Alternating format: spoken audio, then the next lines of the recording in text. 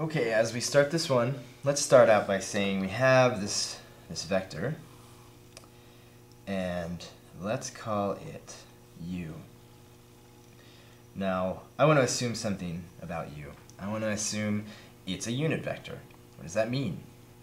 It simply means that the only thing that I can conclude by that statement is that it is one unit long. Okay? So, let's talk about some things that I can state about this vector in the context of direction angles. Okay, so we're going to start talking about angles rather than slopes as a way to represent direction. So, from the x-axis, it points off theta, and it's unit, so it's one long. I'm going to draw a little piece of a shape here. I'm going to tell you this shape right here, this arc, is part of the unit circle, right? If I say that this is the center of the unit circle and here is the edge of the unit circle is a circle with a radius of 1. So this unit vector fits right there inside of the unit circle. So what could I say about this unit vector? Well, one thing I see is I could tell you its component form. It's just going to go to the right this much and up this much. It's going to go to the right the cosine of theta. We know that from the unit circle. It's going to go up how much? It's going to go up the sine of theta.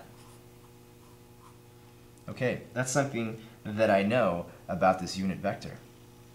Okay, well, given this, well, I could write this as a linear combination of I and j. That would be easy since it's in its component form. I could take this cosine theta times I plus the sine of theta times j. That's something that I could say about it. Well, I don't know its angle necessarily. If I wanted to find its angle, I could certainly find it in this way, because I know that the tangent of theta is equal to the sine of theta over the cosine of theta. Okay, so I could do that. I could take the sine over the cosine, and I could, whether I know theta or if I know the sine and the cosine, I could certainly draw up this relationship and find theta if I wanted to, right? Okay, so those are some things I could say about this unit vector. Now let's say that there's another vector that's in the same direction. It goes off in this direction, and let's call it v. We might as well give it a name. Okay. Okay, remember, this is one long. How long is this right here in relation to u? Well, u is how long? It's one long, and so this is just however long this is times u, right? So I could take the magnitude of v times u. What's u? Well, here's its component form.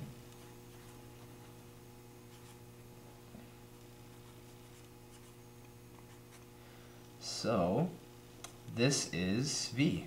The vector v is equal to the magnitude of v times cosine of theta times sine of theta. Okay, well, let's distribute this thing here, because that is how we do scalar multiplication. This is a number times the component form of a vector, so this becomes the magnitude of v times cosine, and then the magnitude of v times sine. Well, now that I have, this is the component form of v. It's just the magnitude of v times the cosine of whatever angle it's pointing off in, and the magnitude of v times the sine of the angle that v is pointing off in. So now I can take this, and just like I did here, I can write the component form. So this is the magnitude of v times the cosine of theta times I. And this part is the magnitude of v times sine times j. Okay, so there's the component form. Or sorry, this isn't common, this is plus the magnitude of v times the sine of j. So this is a linear combination of I and j.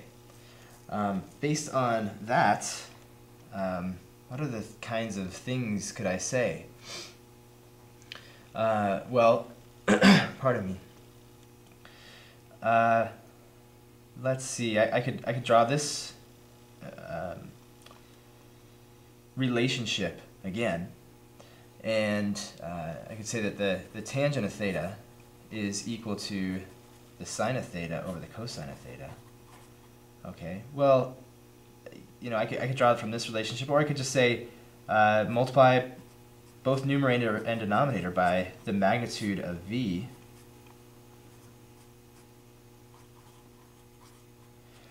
and I have also the tangent of theta. Well, let's look at what this is. Well, this thing right here, that's the y component right here, right? That's how far up this goes. Since this is the y component, this is the magnitude of v times the sine of theta. It goes up that much. Also, likewise, this part is just however far over this goes, magnitude of v times the cosine of theta. Okay.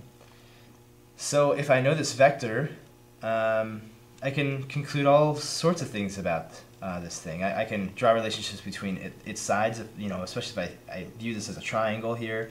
I can draw relationships between these measurements and the angle that it's pointing, and do all sorts of things. Okay, so let's see, if I'm looking at a vector and they give it to me, say, in this form, I know its magnitude and its angle, if they give me the cosine and the sine of an angle. I can also take something that's given to me in component form.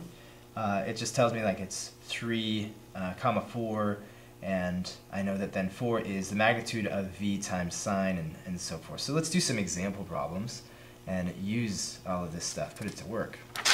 Okay, so first let's look at number 61. If we look at number 61 in the homework set, then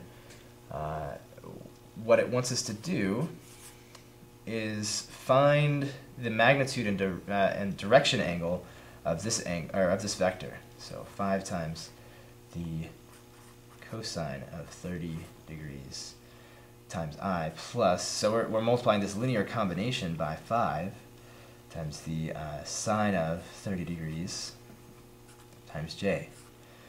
Okay. Well, I want to know the magnitude and the direction angle of this vector. Well, I can see right here that, say I were to distribute this 5, I would get 5 cosine 30 times I plus 5 times the sine of 30 times j. That's what this is, right? This is the magnitude times the cosine times I, and this is the magnitude times the sine times I. So I know that the magnitude already is 5. I also know that whatever angle it is, you know, it's right here. So that's 30. The direction angle, and I'll call it the dA, it's 30 degrees. So that information draws directly out of the form that they've given it to me in. So I'm done. Let's look at number 64, a little different. Number 64 says that V is in this form, negative 4I minus 7J. Okay, so first, it's nice to have this in component form, right? So let's look at it in component form. Well, I should know from all of that work that we've done that I could go kind of backwards and say, well, this would just be derived from this information. If they give me an angle or a vector in component form, I can just take it and write it as a linear combination directly, so I can go the other way, and here's the component form. So here's the component form of this angle. I'm just going to draw a picture that helps me visualize this. It goes over here, negative 4, and down 7, and there you go. There's the component vector, there's a picture of the vector that they're telling me about. Okay. So again, they want me to find the magnitude and the direction angle. Okay. Well, first let's find the direction angle. Well, whatever the angle is, coming over this much and over that much, whatever it is, this is -7, this is -4, so the tangent of this angle that we're looking for is equal to this guy here, -7, over -4.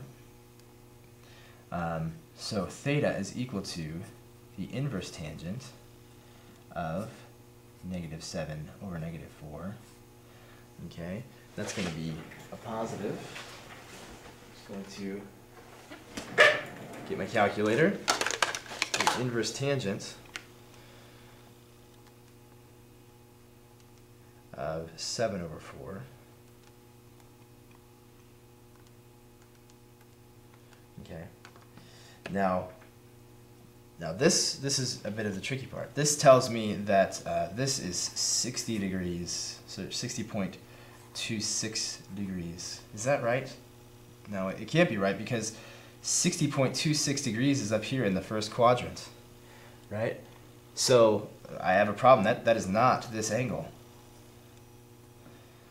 Okay, but using this as a reference, I can see, okay, the angle that it gave me was 60.26, and it has a tangent of -7, or of 7 over 4, this positive number, whatever 7 over 4 is.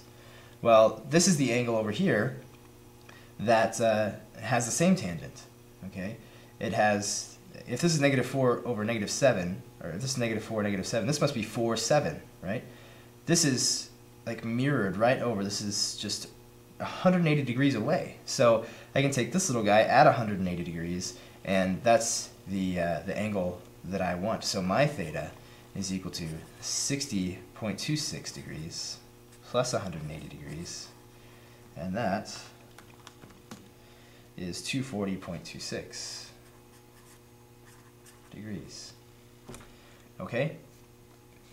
And then if I want to find the magnitude, it's as easy as Pythagorean theorem. So the square root of 49 plus 16, this is 7 squared plus 4 squared. It's actually -7 squared plus -4 squared. 49 plus 16. Take the square root, and that is 8.06. Okay? So that's the magnitude of V. All right.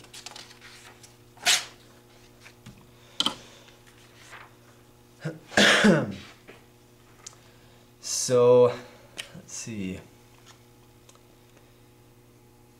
I'm going to work out some example problems here in the next couple of videos, so I'm going to stop this one.